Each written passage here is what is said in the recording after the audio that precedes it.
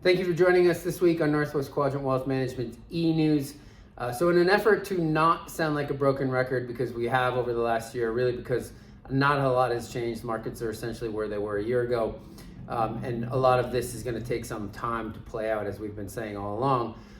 If I ask most people, whether they're professional investor or otherwise, what they think the most consequential thing in the investment world has been over the last few decades, they might say things like the global financial crisis or the crash in 1987 or tech telecom media bubble bursting. And those things were a big deal, of course, especially when we were in the middle of them.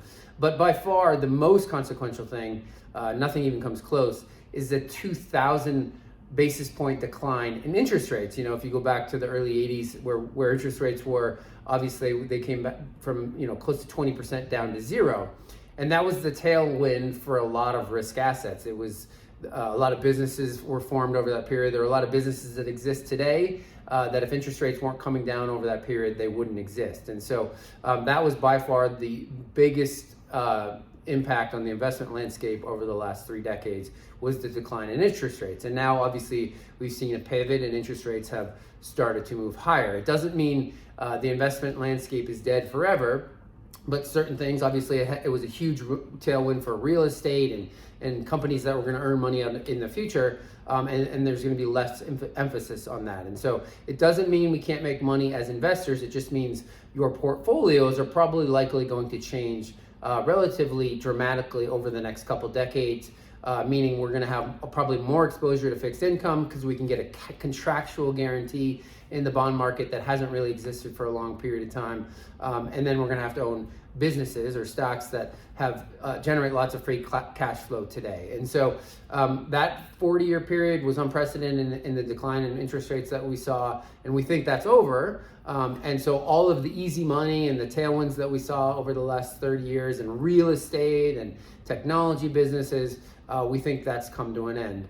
But for a lot of you that are a certain age, that are retired and have a lot of everything paid off and now have a lot of safe assets, that's good because we're going to finally earn a return, and probably a real return, on our safe money. So, going forward, the Fed still has to deal with inflation. It's not going away. They have a couple more rate decisions here in November and December, and likely they'll have to raise rates again in one of the next, or maybe both meetings. And so it is going to take some time to play out, but the good news for a lot of you and a lot of our clients is that you will finally start to earn a contractually higher rate of return on your safe investments.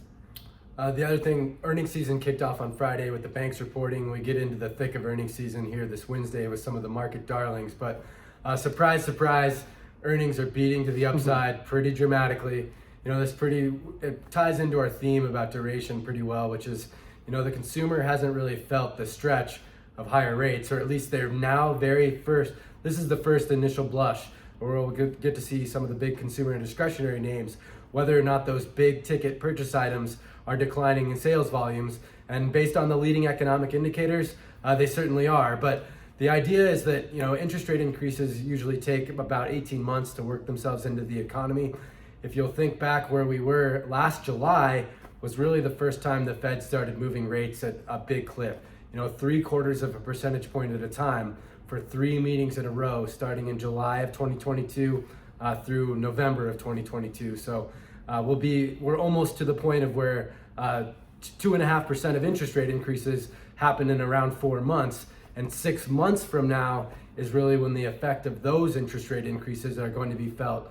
And when you turn and try to go get a car loan, I'd love to go buy a new car and replace my 2012 Honda CR-V, but it turns out I'd rather buy it in cash now that car loan costs close to 9%. And that's a dynamic that's going to play out. It already started in housing for people that were going and financing a home, but as far as it relates to those big consumer discretionaries, that's going to start to really feel the pinch over the next 6 months. And so it's why this earnings season may be pretty inconsequential in the big scheme of things. It's really Q1 and Q2 of 2024 where we'll know definitively just how well the economy can withstand higher rates. And past is prologue here, and eventually we think the consumer weakness starts to display itself, and there's a little bit more broad macroeconomic weakness. But at this point, we're still seeing sort of these rolling recessions, industry by industry, and of course, financial services has already felt it. But the housing cracks are starting to show. But this earnings season to us is not one that matters a whole lot. It's the next two after this where we'll really find the meat on the bone.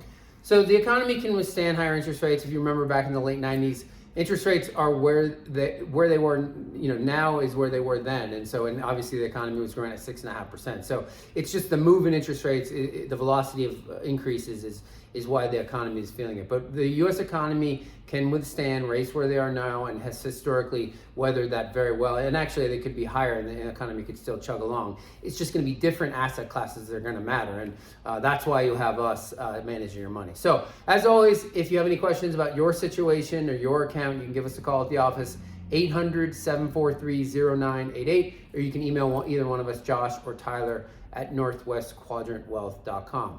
We'll see you back here in 2 weeks.